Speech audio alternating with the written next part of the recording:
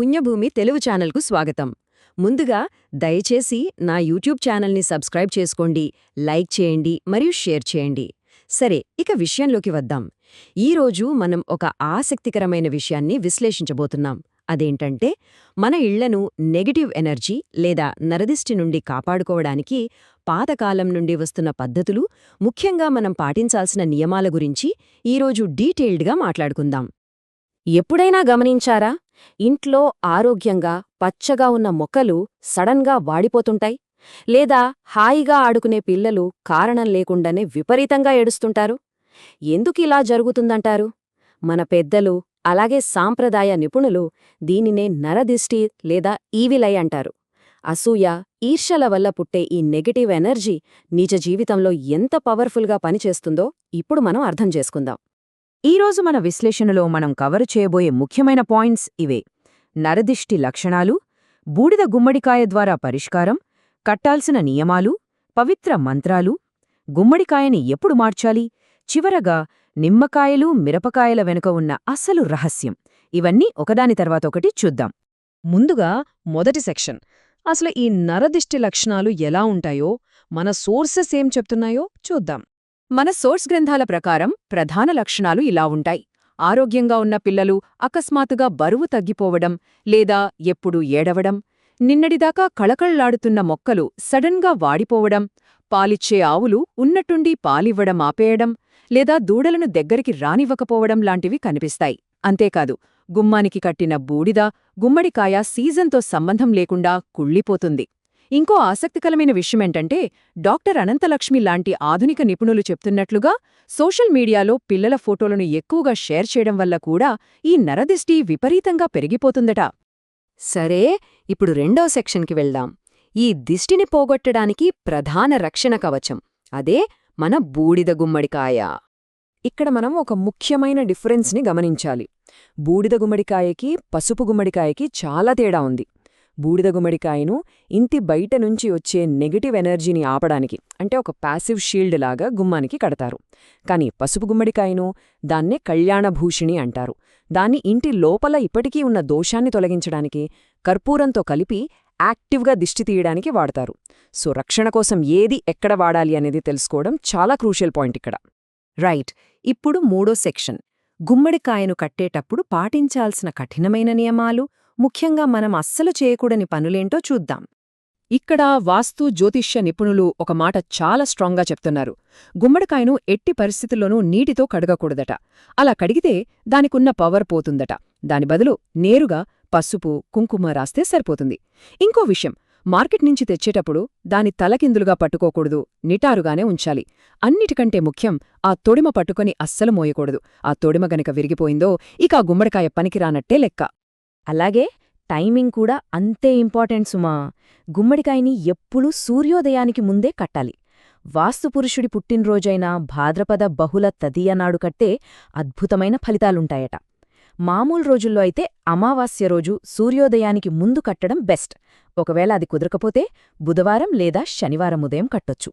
కాని గుర్తుపెట్టుకోండి, సూర్యాస్తమయం తర్వాత కడితే మాత్రం దానివల్ల ఎలాంటి ఉపయోగం ఉండదని మన సోర్సెస్ తేల్చి చెప్తున్నాయి. నెక్స్ట్, నాలుగో సెక్షన్కి వద్దాం.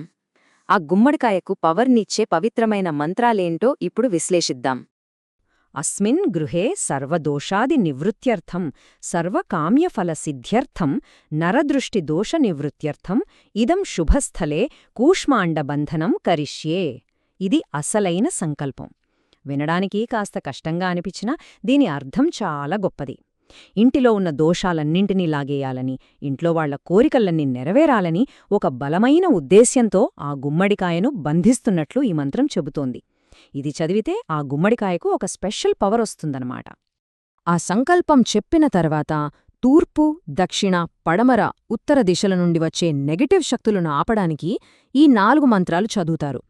పూర్వద్వారం బంధం, బంధీం అంటూ మొదలుపెట్టి 4 దిక్కుల నుంచి వచ్చే చెడును గుమ్మం బయటే లాక్ చేసి మన ఇంటిని సేఫ్గా ఉంచుతారు. ఇదొక పెద్ద ప్రొటెక్షన్ రింగ్లాగా పనిచేస్తుందన్నమాట. అయితే అందరికీ ఆ పెద్ద మంత్రాలు చదవడం రాకపోవచ్చు కదా. టెన్షన్ పడకండి. మన గ్రంథాలు ఒక చిన్న పవర్ఫుల్ మంత్రాన్ని కూడా ఇచ్చాయి. గుమ్మడికాయ కట్టేటప్పుడు సింపుల్గా ఓం దుం శూలిని స్వాహ అని జపిస్తూ కట్టినా చాలు, అది కూడా అంతే అద్భుతంగా పనిచేస్తుందట. ఇక ఇది వింటే మీరు నిజంగా ఆశ్చర్యపోతారు. విపరీతమైన శత్రుబాధలు, తీవ్రమైన దోషాలున్నప్పుడు ఈ స్పెషల్ టెక్నిక్ వాడతారట.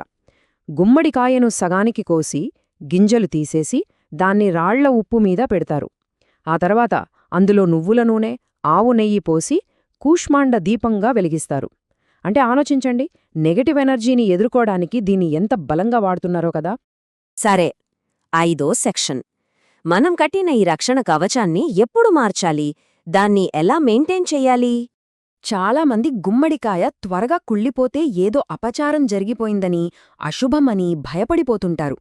కాని మన గ్రంథాలు స్పష్టంగా చెప్తున్నాయి, అది అశుభం కాదు, పైగా అదొక సాలిడ్ ప్రూఫ్.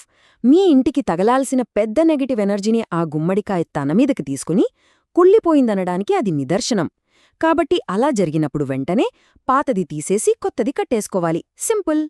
ఇంకో విషయం, సూర్యగ్రహణం, చంద్రగ్రహణం లాంటివి వచ్చినప్పుడు, అలాగే ఇంట్లో ఎవరైనా పుట్టినా, ఎవరైనా చనిపోయినా, లేదా అమ్మాయి పుష్పవతి అయినా, ఆయా సమయాల్లో ఈ గుమ్మడికాయ టెంపరరీగా తన పవర్ని కోల్పోతుందట. అందుకే అప్పుడు దాన్ని ఖచ్చితంగా తీసేయాలి. ఆ కార్యక్రమాలన్నీ పూర్తయ్యాక మళ్ళీ ఫ్రెష్గా కొత్త గుమ్మడికాయను కట్టుకోవాలి. ఇక మన లాస్ట్ సెక్షన్కి వచ్చేశాం. 6వ విభాగం. ఇళ్ల ముందు కనిపించే నిమ్మకాయలు, మిరపకాయల వెనుక ఉన్న అలక్ష్మీ కథ ఏంటో ఇప్పుడు డీకోడ్ చేద్దాం. దాదాపు ప్రతి ఇంటి గుమ్మానికి నిమ్మకాయలు, మిరపకాయలు ఉండటం మనం చూస్తూనే ఉంటాం. అసలివి ఎందుకు కడతారో తెలుసుకోవాలంటే మనం దారిద్ర్యానికి సింబలైన అలక్ష్మి గురించి తెలుసుకోవాలి. మన పురాణాల ప్రకారం లక్ష్మీదేవి ఎక్కడ ఉంటే అక్కడ సంపద, సంతోషం ఉంటాయి. కాని ఆమె అక్క అలక్ష్మి మాత్రం దారిద్ర్యానికి, గొడవలకు ప్రతీక. ఈ అలక్ష్మికి పుల్లగా, విపరీతమైన కారంగా ఉండే వస్తువులంటే మహా ఇష్టమట.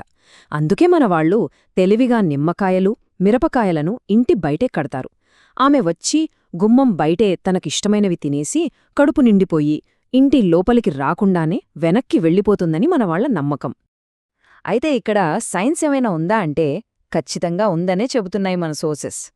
ఆసక్తికరమైన విషయం ఏంటంటే నిమ్మకాయ, మిరపకాయల్లో న్యాచురల్గానే యాంటీబ్యాక్టీరియల్, యాంటీఫంగల్ ప్రాపర్టీస్ ఉంటాయట. ఇవి ఇంటి గుమ్మానికి ఉండటం వల్ల గాలి లోపలికి వచ్చేటప్పుడు ఫిల్టర్ అయ్యి బ్యాక్టీరియా చనిపోయి స్వచ్ఛమైన గాలి ఇంట్లోకొస్తోందన్నమాట. మరి ఇదంతా విన్న తర్వాత ఏమనిపిస్తోంది? ఈ పాతకాలం నాటి ఆచారాలు, నియమాలు కేవలం మన మనస్కు ప్రశాంతతనిచ్చే నమ్మకాలు మాత్రమేనా?